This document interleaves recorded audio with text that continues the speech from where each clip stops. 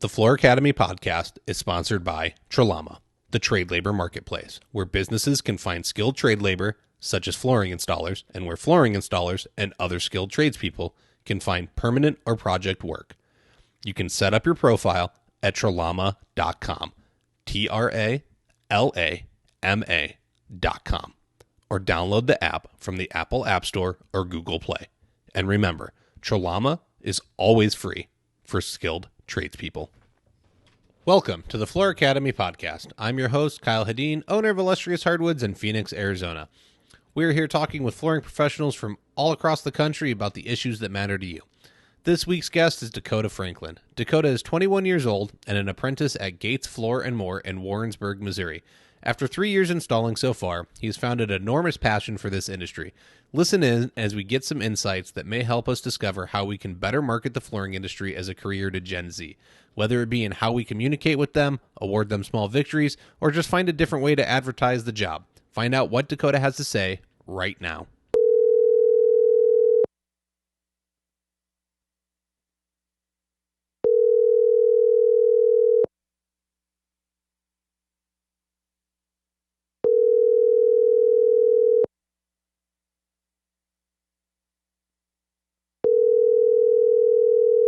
Dakota Franklin, are you on the line? Yes, I am. Awesome. Welcome to the Floor Academy podcast. Thank you for joining us. Yeah, thanks for having me. Yeah, this has been this one's been a minute in the works. We had some schedule coordinating issues, but it was also something that I put out there months ago looking for Gen Z kids, so 25 and younger, to try and put a panel together. And after months of looking and work and trying to put it all together, here we are with one person. So what that says about Gen Z, I don't know, and hopefully you represent the hell out of them. No pressure. I'll try my best. Yeah, no, it's tough, man. I get it. Honestly, what ended up happening, folks, is that I asked all of the participants that said they would do it if I could call their boss, and I needed to talk with them to get permission before they came on the podcast, and I just wanted to make sure that they could be as candid as possible with no repercussions. You know, I don't want them to. I don't want anyone to say anything bad about the industry. I don't want anyone to throw their boss under the bus and say they're an idiot. But I wanted them to be able to have the permission to say that if they thought there could be a better management style in place, they were free to say that. And some of the other participants weren't willing to allow that conversation to happen. And I can't blame them. I'm asking for a lot. So here we are with Dakota. His boss has fully signed off, and was very supportive of him coming on. So Dakota, why don't you go ahead and introduce yourself, tell us who you are, where you are, how old you are, how you got started in flooring, and where you think you're going to go with it. All right. My name is Dakota Franklin. I'm 21. I work out of Warrensburg, Missouri, a little college town. I started flooring with the people I'm with now about 3 years ago. I hope to one day be in the position that they're at, where big projects don't scare them. They're used to it. I hope to make a long career out of it, honestly. I'm in it for the long run. Okay. That's an interesting take, starting at 18 and now being 21 and already knowing, like, I'm fully committed. I don't know a lot of kids that would dive in with that attitude at 18, 21. I had that attitude, but I've been through, let's see, there was UPS, so there's one career that failed. Then I was doing like some warehouse stuff and figured I could work my way up in that corporate chain. That didn't work out. So there's number 2. Then I was in film. There's number 3. And now I'm doing flooring. So that's number 4. So I gave it my all in all of them. I just, my attitude didn't quite pan out. And I found out I should be an entrepreneur and be my own boss. So where does that drive, the passion, the commitment come from? Wanting to provide for my family. I started pretty young, knowing kind of what I wanted. I wanted to have a family pretty young, and it happened. We just had our first boy. He is 3 months old. What's that? I said congratulations. Thank you so much. Yeah, he's 3 months old, and I just want to provide. And I knew that from the get-go. I want to have a house, a career started. I don't want to be older trying to have kids. I wanted to put my mind to something and give it all I had and be able to say at the end of the day that I don't think I could have done anything a whole lot better than what I had. Okay. Now, I know being 18, like, you didn't walk into the flooring store and get a job and get the biggest paycheck ever. And something I've noticed about younger millennials and the beginning of Gen Z is you often get the stigma of being entitled. And I feel a lot of kids in that group feel that they should be able to come out of college or just get into the workforce and they should automatically be making, really high 5 figures, low 6 figures right off the bat, no skills, no nothing, just like, hey, I'm entitled to compensation and I need it now. So how is your attitude towards that? And what is, why are you willing to kind of accept that you have to work your way up a ladder to get to that, that pinnacle? Yeah. I'm not going to lie. When you see your boss and the huge paycheck that comes from a flooring job, me being oblivious, being new, didn't understand there's a lot more that goes into it. The insurance, the tools, the material. And you see that huge paycheck and you're like, wow, I only got paid like $10 an hour. And it's, with time, I think you'll start to understand that it's not all about making all the money super quick right then and there. You gotta, what my boss tells me is own your craft.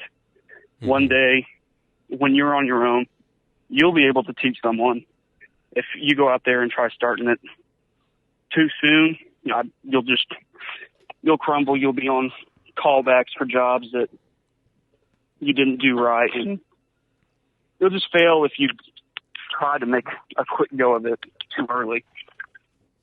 And he told me that from the get-go. And we had a pretty good understanding. It's a commitment. It's not easy, mm-hmm. is what he told me.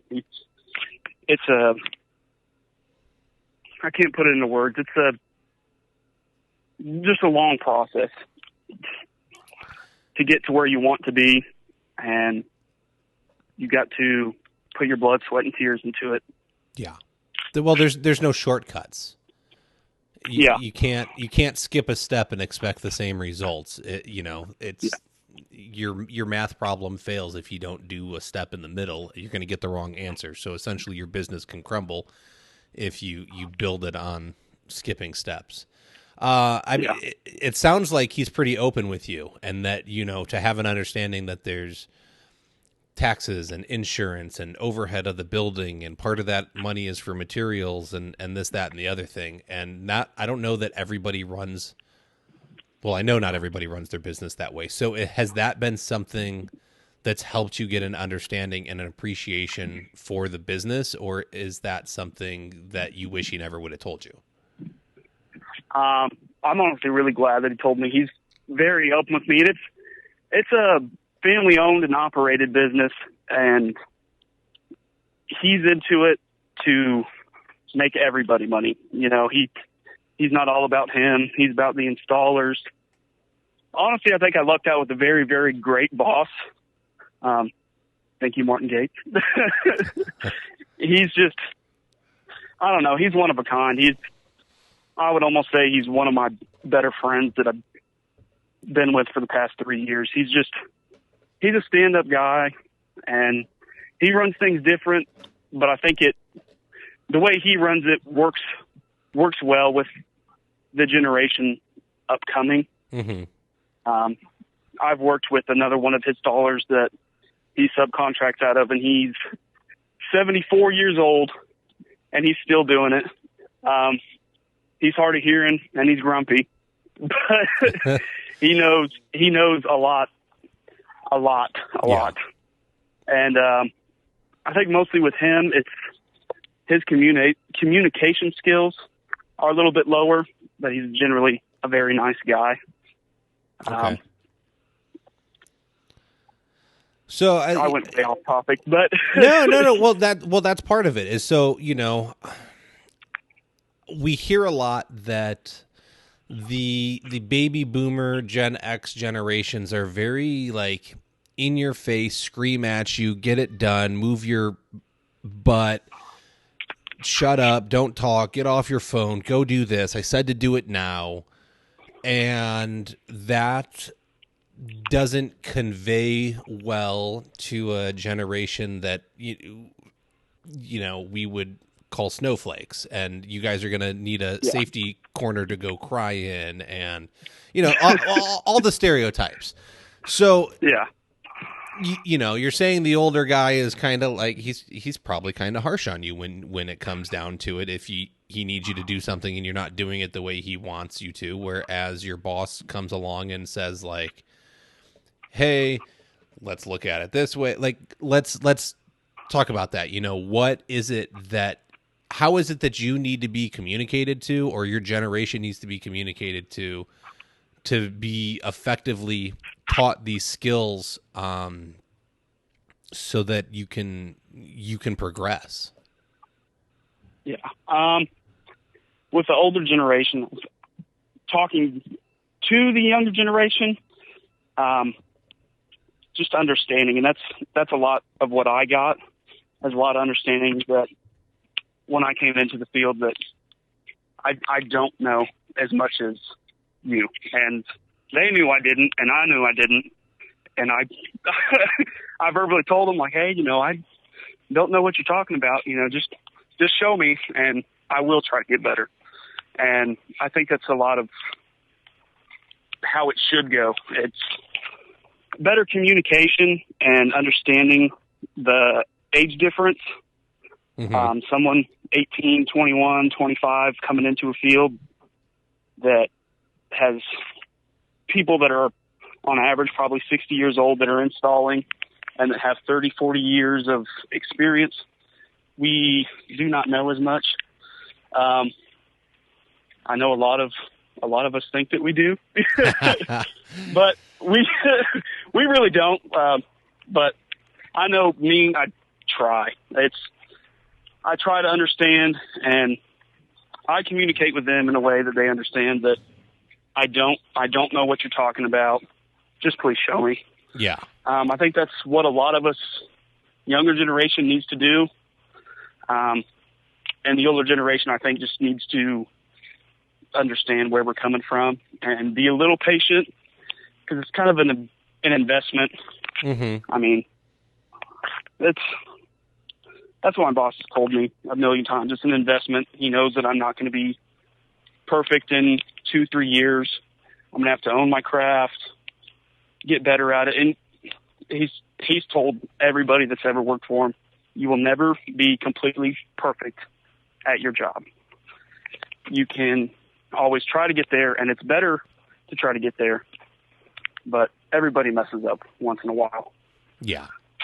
And I think the biggest part is owning it and trying to progress from your mistake instead of dwelling on it, mm-hmm. like a lot of the younger generation does. Interesting. In my opinion. Okay. No, that's interesting. So you made a lot of good points there. Okay. So you have an open mind and you're willing to come in and learn. You're willing to admit that you don't know how to do it and that you need to be taught. And so I think that's something that may need to be established with the younger generation coming in, is that, hey, you don't know how to do this. You don't know these tools. I'm here to help you. If you don't know, just ask, and I'm happy to explain. But also, like you said, we need to have the patience to teach you and know that you're not going to get there overnight. You're not going to be there in a year or in 2 years necessarily. The other important aspect of that is that you said you need to make sure you never stop learning. You're never going to, right? You're never going to be the perfect flooring installer, like you said. So how do we encourage that lifelong attitude of keeping you on track and making sure that you're staying up to date on products and instill those values in you so that you never get comfortable saying, I know everything? Because the minute you do that, you've lost, in my opinion. Yeah. My boss always, he tells me that, lost my train of thought. I had it. It's a lifelong thing, and there's never not going to be floor that needs installed. There's always going to be floor that needs installed. There's always going to be demand for it. At least in Missouri, there's a high demand of installers and not enough of them. Mm-hmm. And it's something that you can do. You can pass down from generation to generation, and it's a career. It's a non-dying career. Everybody's always going to need force. There's always going to be work. Unless COVID-19 happens again. Man, yeah.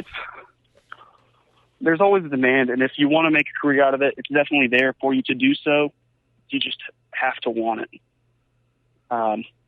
If you don't, in my opinion, you won't get there. When you give up or you think that you know everything too soon, it's a lost cause at that point. Well, just, man, the way you're talking about all of this, I can tell how passionate you are for this trade.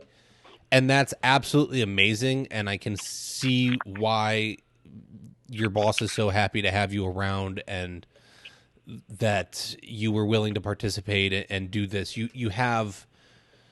Not everybody that comes in has a passion. You know, there's a lot of guys that just want to, they want to put in their 8 hours. They want to clock in. They want to clock out. They want to get their check. They want to go home, and they don't want to have any worries in the world. You're looking to do something more with it, which is very different. And I don't think that anyone had to necessarily instill that passion in you. You just kind of came built with it.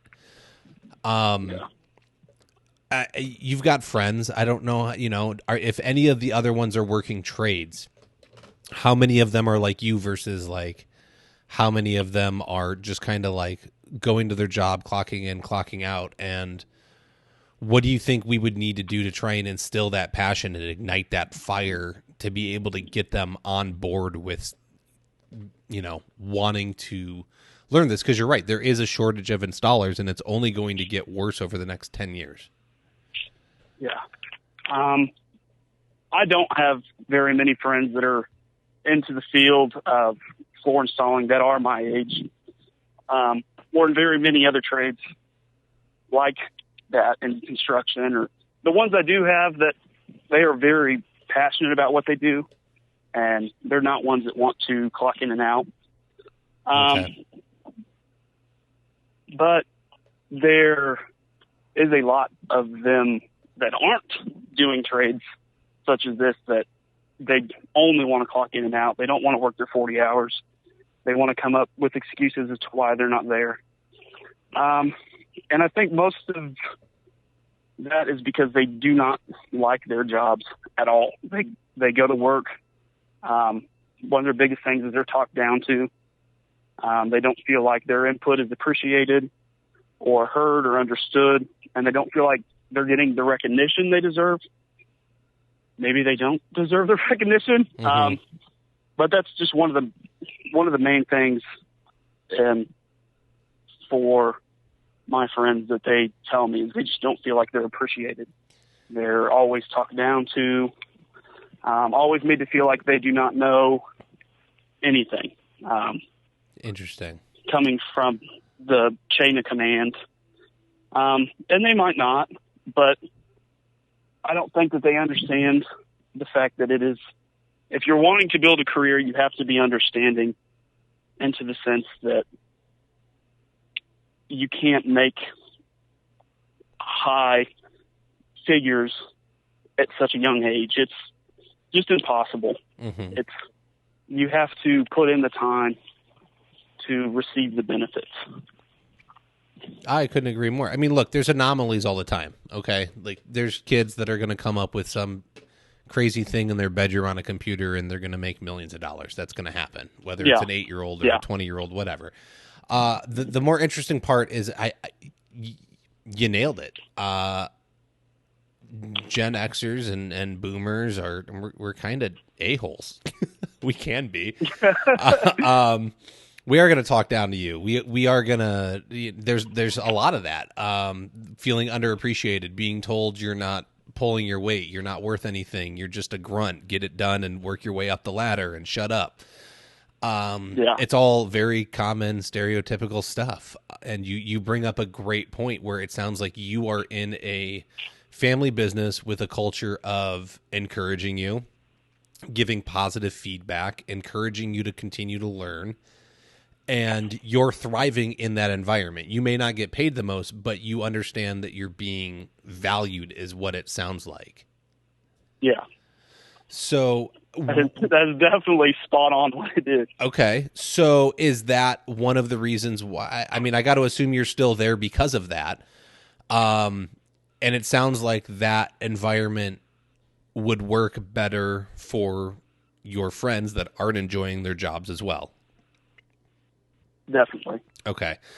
So we need to find a way to be encouraging and communicate on a different level, have more patience, show you gratitude for little tasks. Because look, man, I love that my guy can like sweep a room. It's great. I get pissed that there's nails from the tack strips left everywhere, and I just kind of, I'm passive aggressive with it now. I'll be honest. Like I will take all the nails I find and just get a handful, and I just walk out to wherever he is. I find him in the house, and I just tell him to put out his hand, and he puts it out, and I just drop a handful of nails in his hand and walk away. I don't know how else to do it. I've asked a million times for him to like get the nails. So, but it's, that's not the right approach. So how do we, encourage, teach that?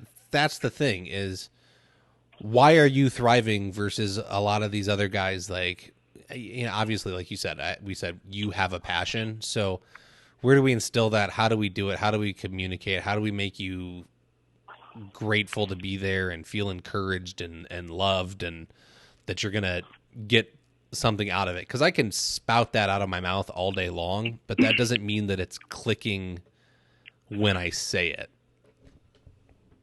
Yeah. This is just speaking from my experience. Mm-hmm. It's the awarded for small things, like, good job, you kicked in that closet really well, coming in at 18. That was like, sweet, I'm getting it. Yeah. They all installers start off, in my experience, sweeping rooms, carrying pad, getting supplies, knowing what pad stapler, tack strip, stair tool, kicker, all the different things. There's just small things. And I felt coming in at 18 really good for knowing all those things. And it was just a small award, a little pat on my back that the installer that I was working with gave me. It's,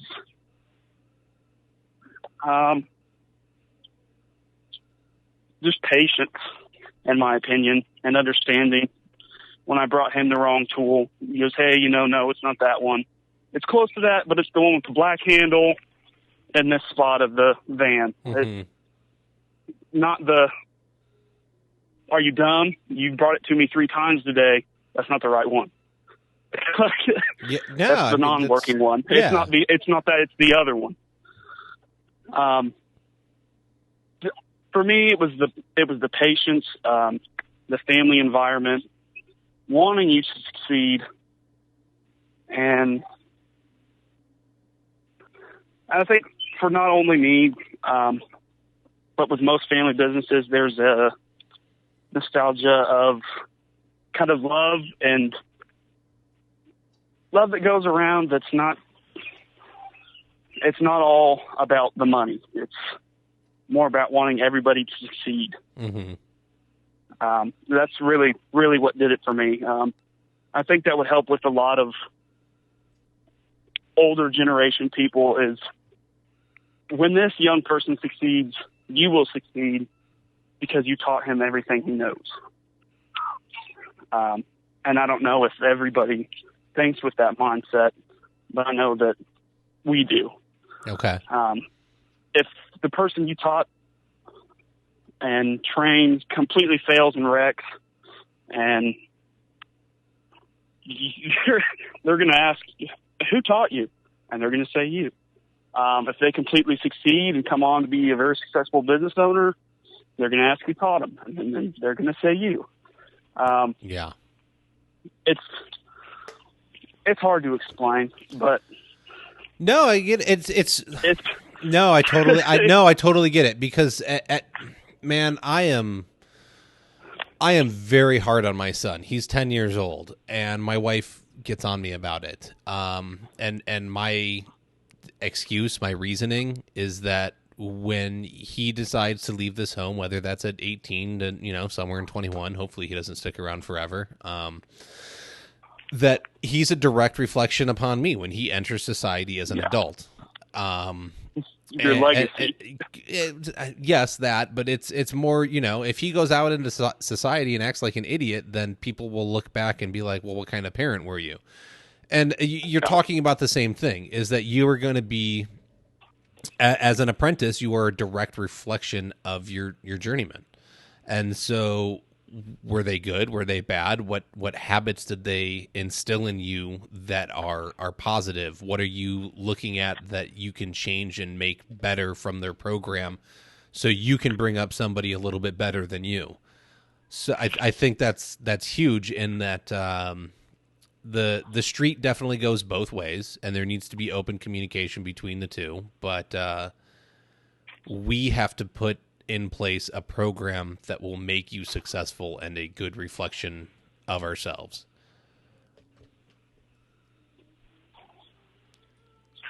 So what is what does Dakota want to do?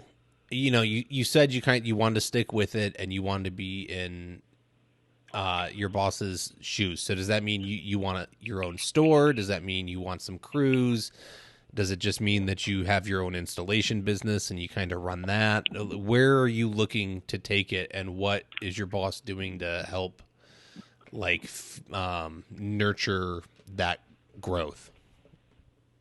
For the time being, I'm not looking super, super far ahead in the future. Because I don't want to get a big head on my shoulders. I'm just looking to the next step that I want to achieve. I want to be my own installer with my own crew. Whatever happens from there, I might get older and decide, you know what, my knees are killing me. I want a store. And that's what my boss did. He just got a little bit too old and wanted a store. Mm-hmm. My goal for my 5-year plan is to have my own crew, all my own tools, and just start small, perfect it to the best of my ability, and go from there. If I want to get bigger, I can. If I'm completely happy and content with where I'm at, then I might stay there. But the main goal is my own crew and my own small business. Okay. For the time being. And how is that being nurtured? My boss is really open about the time, money, and energy that has to go into all that. all the insurances that you have to get, Mm-hmm. the equipment that you have to get, how much it costs, just on normal wear and tear of a vehicle, the tools that you'll have to buy, if they're broken, how much they cost to replace. He's just very open about the money concept that comes along with it. Yeah. And then with the installation of it all, he's older, so he has a lot of tips and tricks that have definitely helped me in the past 3 years. And there's a lot more that I don't know, but they're just very understanding and are open and not trying to hide the pros and cons. Because there are a lot of pros into being a floor installer, and there are a lot of cons, like your knees and your back. Yeah, definitely. Those are the big cons. But he's very, very honest and friendly and about how he says it, to make me understand that it's not going out, getting on the floor, getting a paycheck, and done. Mm-hmm. There's some customers that might need more attention than others, in the sense that they are, I don't know exactly how to word it. They're not necessarily picky. They just expect a super, super high quality job. Well, that's what they're paying for, right? Yeah. Even, like they, see, I don't know how to word it. No, I mean, I get it. You know, I have a project going on right now where the builder that built the house was not a fan of her. They know. Go ahead. They think that they know how to install the floor, so they are trying to tell you how to do it. Mm-hmm. When, I mean, as a floor installer, you know how to do your job. And I guess just he's in the process of trying to explain to me how to tell them in a nice way. Yeah. Of how it's not done like that. I understand where you're coming from, but it does need to be done like this.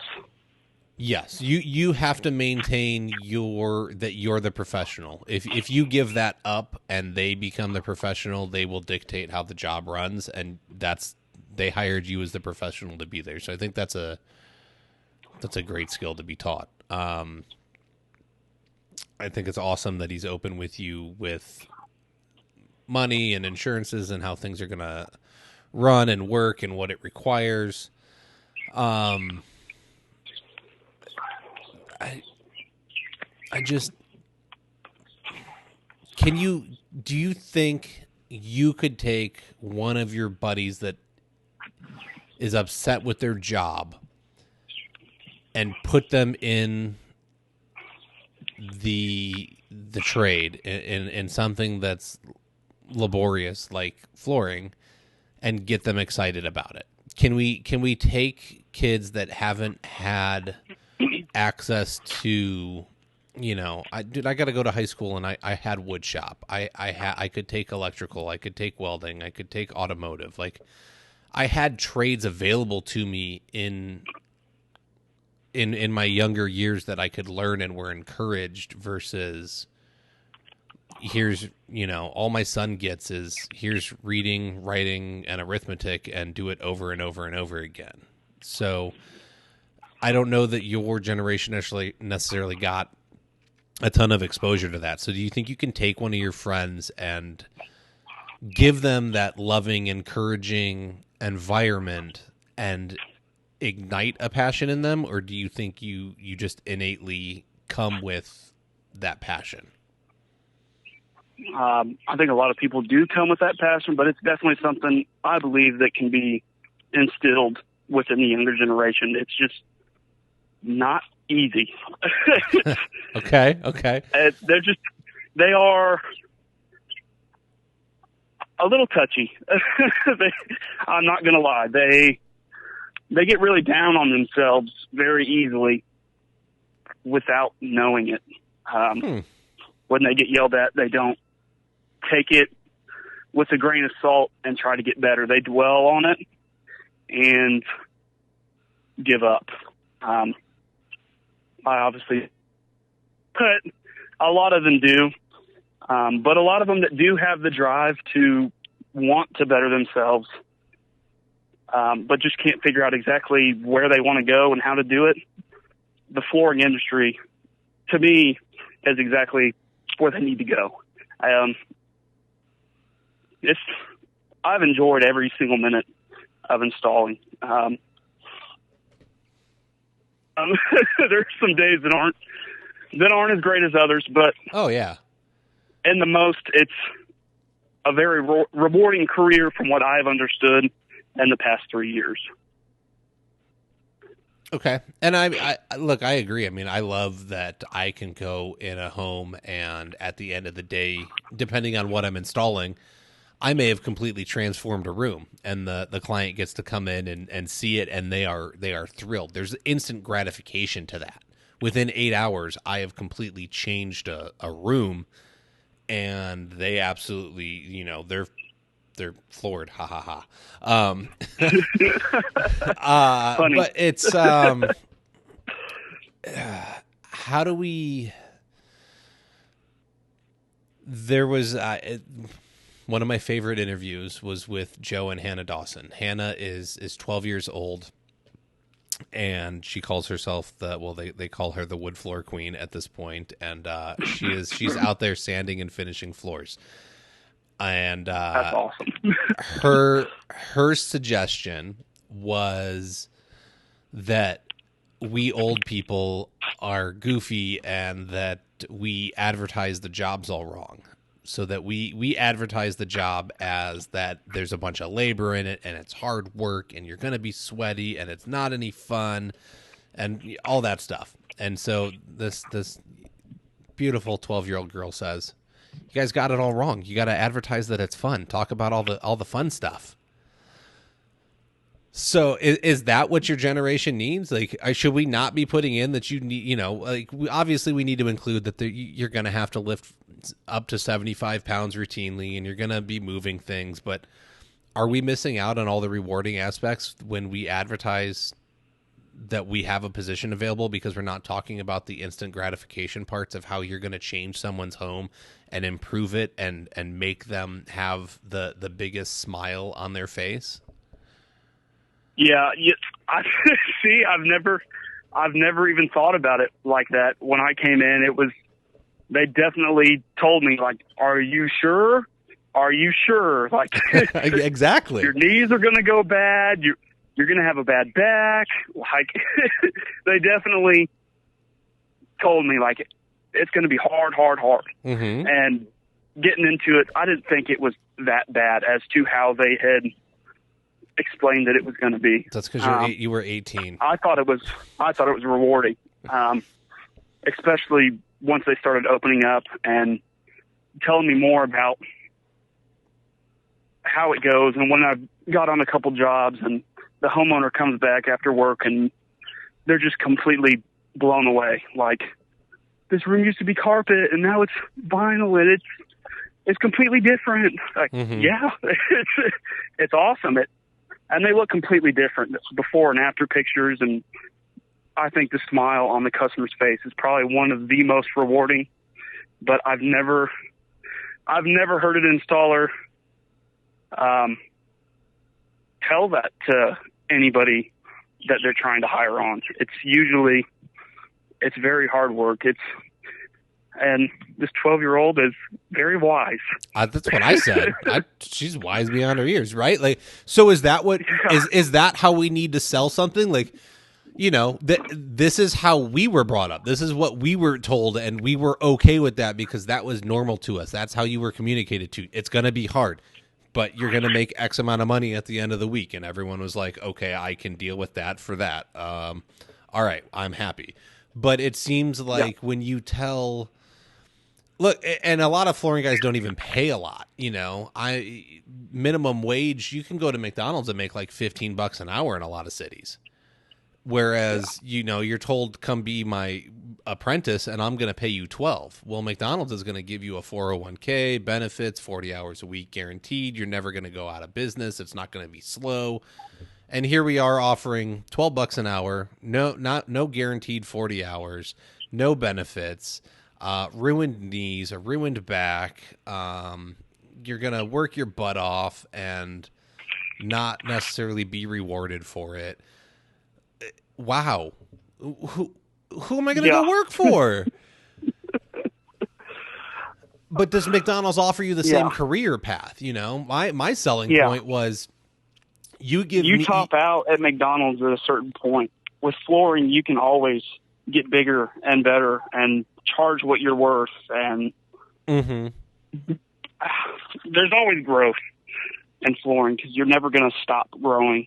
As long as you don't want to. There you go. Yes. My selling point to Brad was, you give me 5 years and I'll give you $100K. Like, if you want to go and deal with all the nonsense that I deal with, if you give me 5 years, you can go earn 6 figures after that. But you're going to have to bust your butt for 5 years to get there. And that's, I'm not going to hide anything. There's no reason to, but it's not, like I said, selling the way we sell it now of it's hard and it's going to ruin you. I think we need to talk about those things, but why don't we talk about the rewarding parts? Because your generation does not respond to getting their butt kicked. You were raised on participation trophies. I hate to say it. I hate those things.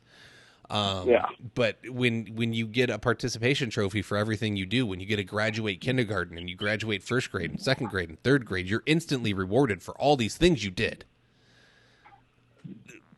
You can't tell them it's hard and it's going to suck.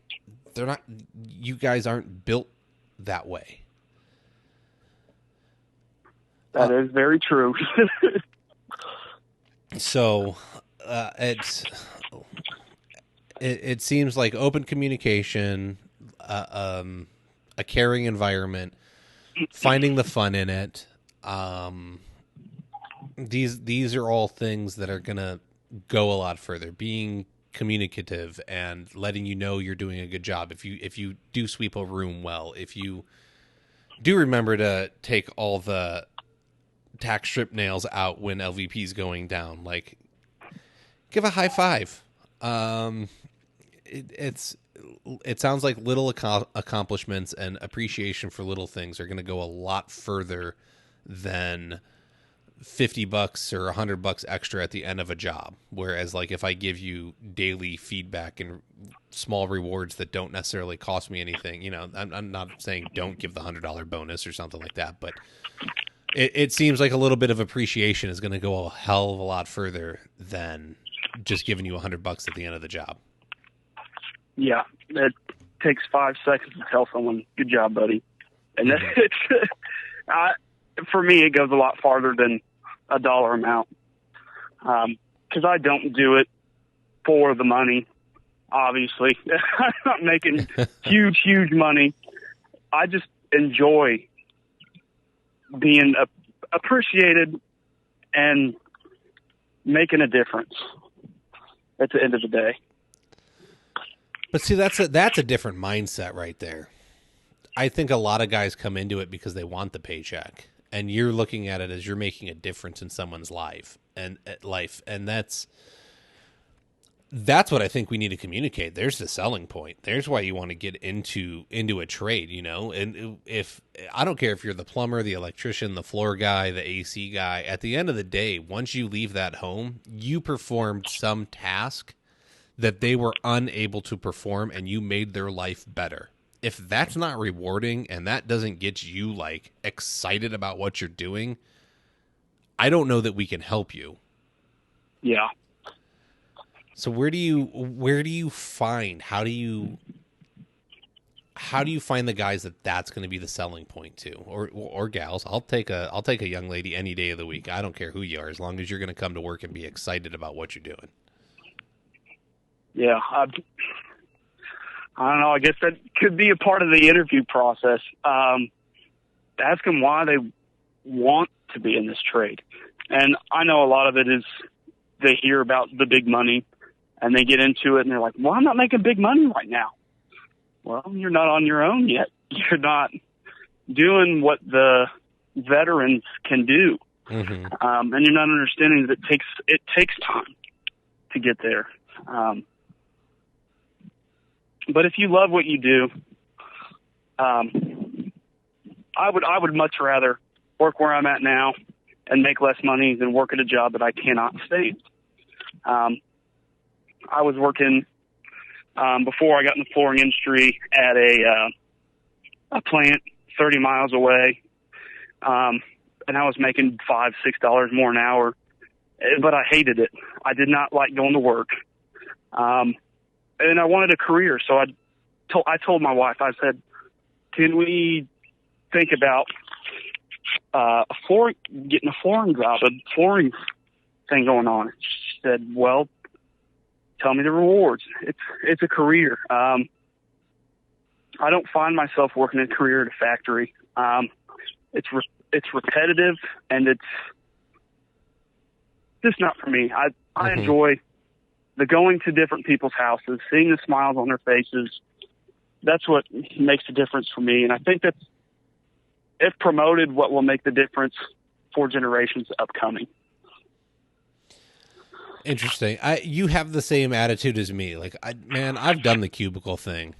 I've done the go sit down at a desk. I've done the go to the same place every day, in and out, and it gets old. I like that I get to go to a new place every day, or, most jobs average probably 5 days. It's when I'm on a project that runs over 2 weeks, I start losing my mind, and I just can't wait to get out of there. Yeah. It's too long in the same place. It's not that I hate what I do. It's not that I hate that client or anything like that. It's that I need that change. And so there you go. There's another selling point, is that you're constantly onto something new. You're onto new people. You're onto new situations. Man, I get to meet a lot of dogs. That's cool. I like meeting pets, man. Honest, dude, my favorite one so far, I went and did a house, man. I got to hang out with a pig. They let the pig in the house. It was awesome. There was just a pig roaming around. No joke. No, dude, for real. There was a pig roaming around. It was awesome. The daughter cuddled with it at night. It slept in the bed with her. I'm gonna tell you something.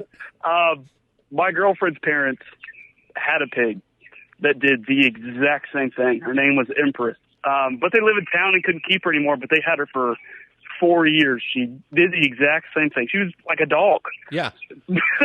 A collar, a leash. It went on runs with them. They cuddled with them at night.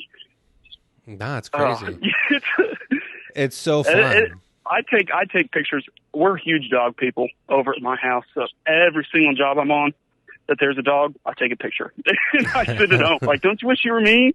Like, but I think it keeps things interesting, like it does. We're talking about the minute details that are going to make this a better way to get someone involved, rather than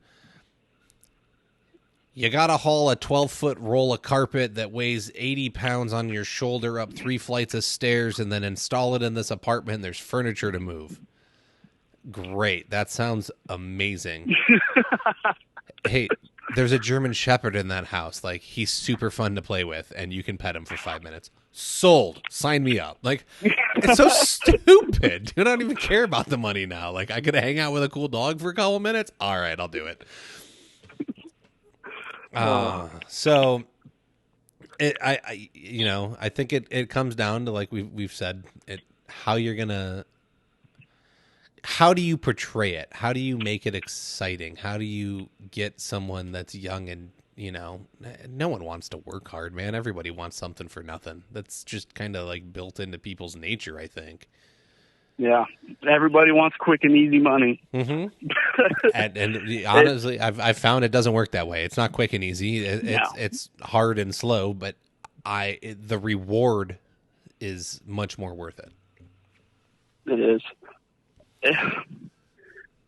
They just, with the flooring industry, I think a lot of people are told that it's not fun and it is super hard.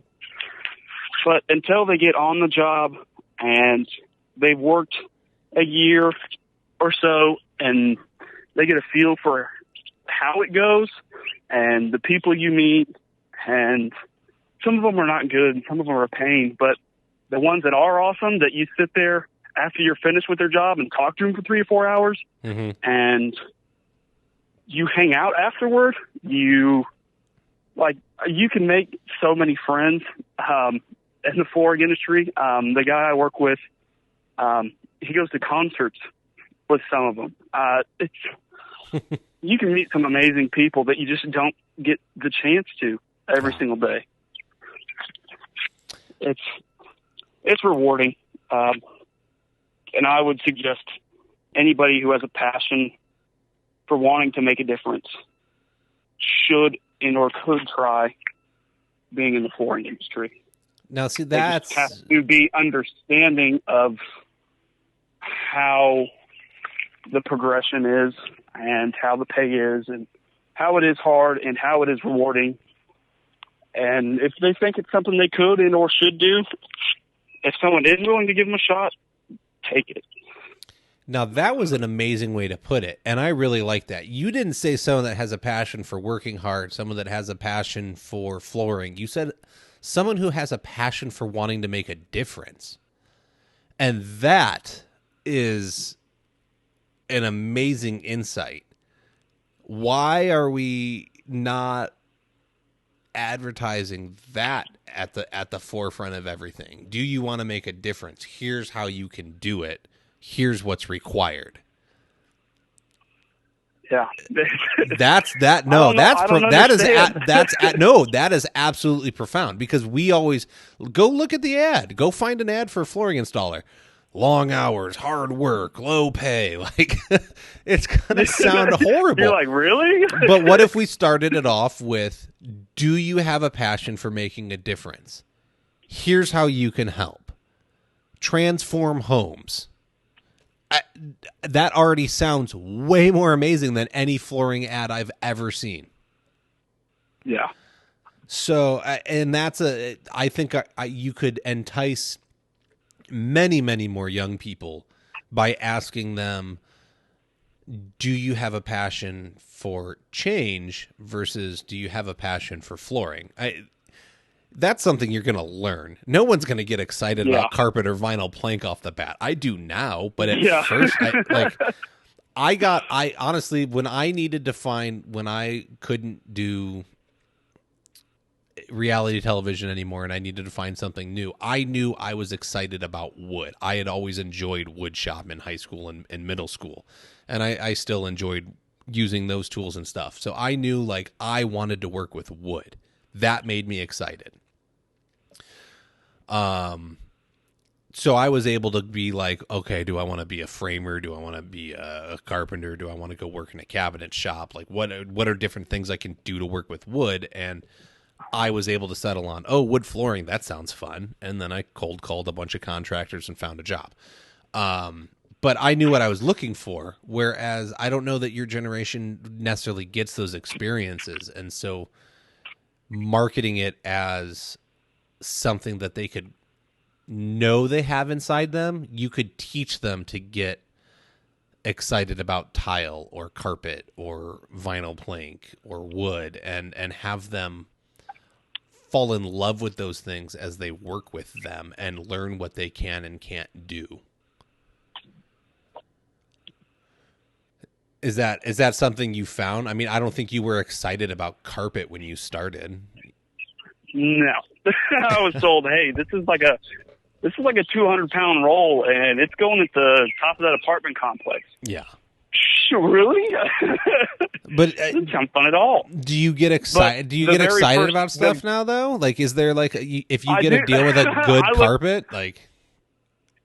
I do now. Now that I know the difference, I'm like sweet. We get to put in like good carpet today, good pad. This is the good pad that we get to put in. Like, this stuff cuts easy. This stuff steams up great. Like, we had stuff last week that was horrible. Yeah. Like, I get excited about the small stuff now, and I get made fun of for it. But I think you have to. You have to get excited on the days that are, you know, you get the job on the first floor, and there's a dog there, and the person's super cool to talk to, instead of the focusing on the days that you're on the third floor or the fourth floor, and you got to carry up carpet, and it's super narrow, and I get excited about the small stuff now. I didn't used to, but it's definitely rewarding. Well, I think that's going to change your mindset too. You can't, man. I'm pessimistic by nature, and so I've worked really hard since I've started my business to change that. And you're right. Like, I get excited that even if I book like a half a day job, like I'm like, yeah, man, I did it. Like, I landed it. I get to go work with the material that I like. Like, this is good. Like, it's going to be easy.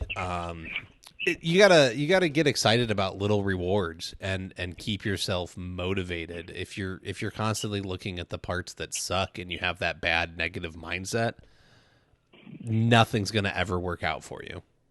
No. Is that something you've taught yourself? Is that a generational thing that you think kids struggle with in your age group? I definitely believe so. When you go in my generation with the mindset that it's going to be bad, it only makes it worse. It really does. It doesn't make anything better because you're not positive and or looking towards what you could do to make it better. That statement was definitely true. Okay. You guys... more optimistic, and my generation is very pessimistic. Okay. Very. Okay, so there's some mindset changes that need to happen to make it worth your while and do it, but I think that's good to know. You guys are supposedly great with technology, you know, you use that Snapchat and that Instagram and stuff. Is there a way that as an owner, as your employer, could I make you more excited about your job if I were to let you manage some of my social media and that was part of your day? Like, if you got to go on and take pictures and post them and find a way to market for me, is that something that would like work better for you, or is that going to depend on like the person? That is actually part of my job that I do at our flooring company. I run the Facebook page. He's a little bit older. He didn't know. He asked me the first week I was there, what in the heck is this friend request thing? It's all right. I'll show you how to do it. I promise. And I took over the Facebook page. It's a huge way to market. We've been wanting to get into making like a Snapchat account. Just once a day, put a picture on there of what you're doing, what you're excited about, and what you look forward to. Just you don't see any flooring Snapchat accounts. You can see flooring Facebook pages, not a whole lot around us, but I do get on a lot of ones that are on the flooring installers page and try to implement some of their key factors into the page that I'm working on. Okay. And it's fun. It really is going and taking pictures, talking with the customers, and making that post that 300, 400,000 people see and comment on there. Yeah. You know, that it does look good, and I can't wait to get floors like this in my house. And I think that makes the customer that received that product feel good too. Because we do have to get their permission before we post anything. And there's a lot of them after we do make a post that are like, feedback that I got. I think that younger generation running and or helping with projects like that could definitely excite them more into getting into the industry. Well, you bring up a good point. Like we have the Facebook pages, okay? Like the people that are using Facebook are only getting older. The Facebook generation is millennials and up, and millennials have kind of moved on to Instagram and other things. Your generation is huge on Snapchat. The younger Gen Z kids and these Gen Alpha kids that are coming up, like my son's age, they're going to be into like TikTok and stuff. That's the new thing, at least as of now. But you made an interesting point. You said you've never seen a Snapchat flooring account. What no one's thinking about. Okay, so if the oldest Gen Z person is 25 and you're 21, that buying power is slowly shifting in your direction. So in my opinion, Snapchat's the next place to go, because you guys are going to hit 25 to 30 really soon. And that's when you start getting into homes and realizing you need to remodel. And if you're all on Snapchat and we're still advertising to the 60-year-old people on Facebook, we are missing a ton of business. A ton. Yeah. So that's a really good point. So you probably, especially because you're in a college town, man, I'm going to encourage you to go make you that Snapchat for Gates Flooring and get those college kids to start following it. And as they move away, they can find somewhere to follow and know and come back to and say, hey, we need your help now. I think you could be on the front of making something work if you can find a way to get people to look at it, make it interesting and fun, and communicate with them. And you're going to know what your generation wants to respond to. You know what makes them excited, so you can make that flooring post interesting to them. I would just put up a picture of a floor and be like, hey, look at this, and they're not going to care. Yeah, look at this. I did wood today. Thank you. Yeah, exactly. It's not easy trying to do a Facebook page as a younger person, trying to appeal to the older and younger generations. It's really hard coming up with content that excites both at the same time, because the older people, I mean, some of them still like carpet in the bathrooms. Horrible idea. Oh man, I just recently pulled some out of a mobile home. It was disgusting. Yeah, I just installed some last week in a bathroom.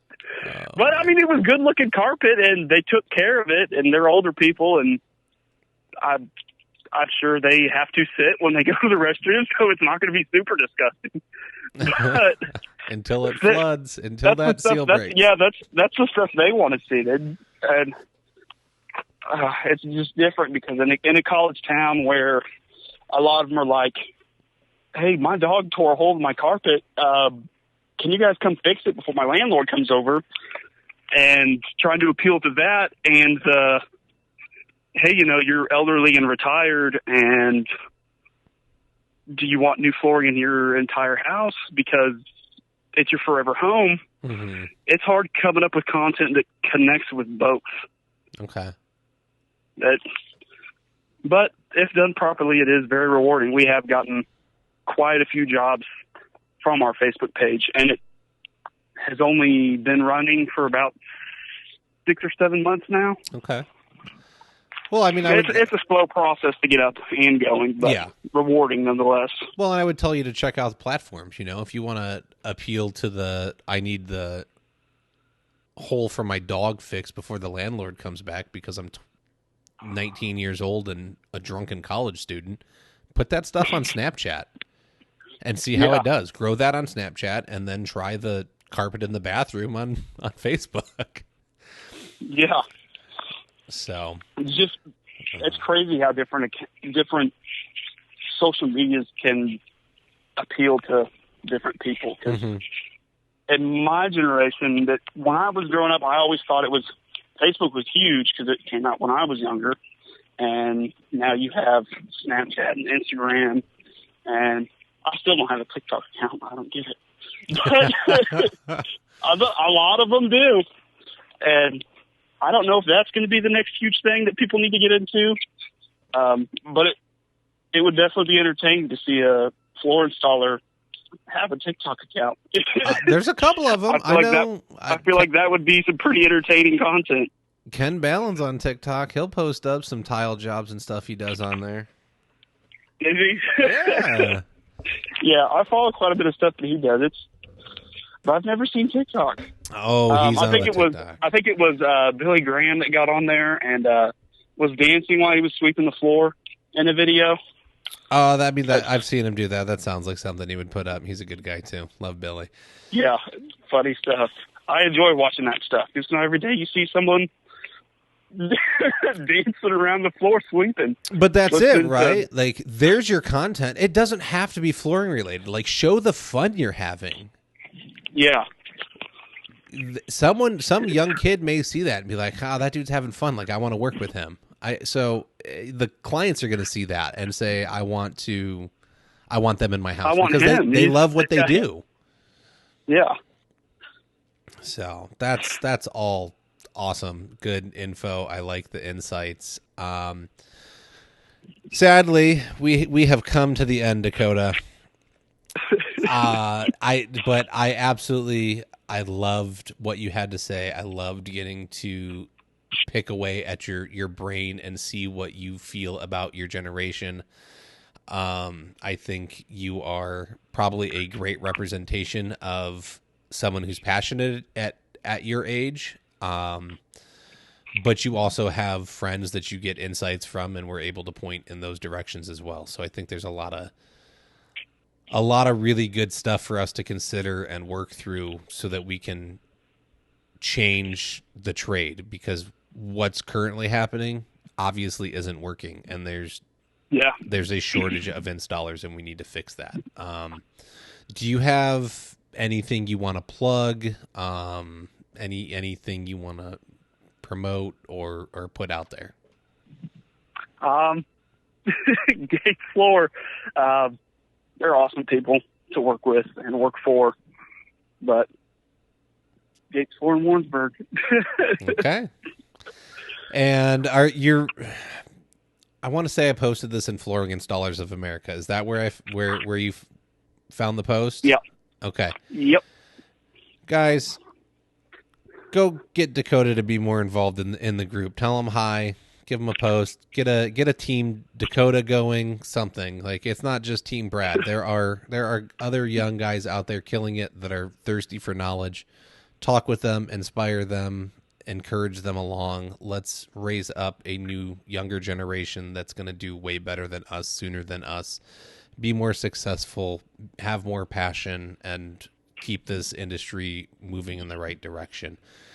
Dakota, thank you so much for your time. Thank your wife for allowing you to get away on a Sunday and go and enjoy your son, because it is a Sunday and you should hang out with your son on Sunday.